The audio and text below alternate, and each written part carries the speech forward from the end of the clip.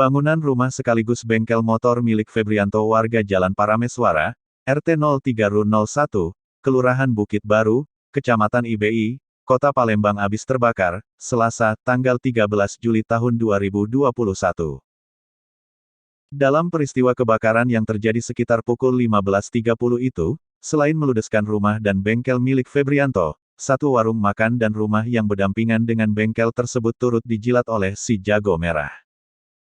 Asap tebal semula muncul dari bumbungan, tiba-tiba api membesar, ujar Heni kerabat dari Febrianto, yang saat kejadian berada di seberang jalan.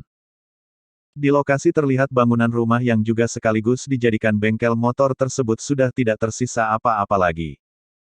Hanya ada aroma asap yang pekat, dan tumpukan seng dan kayu yang hangus terbakar. Api berhasil dipadamkan setelah 1 jam tim pemadam kebakaran berjibaku memadamkan api. Beberapa warga terlihat berusaha menyelamatkan beberapa barang seperti knalpot motor yang tertimbun puing-puing bangunan.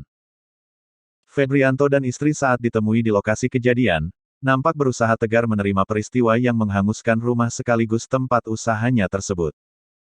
Hingga saat berita ini diterbitkan, kondisi arus lalu lintas di sekitar lokasi kejadian kebakaran mulai berangsur membaik.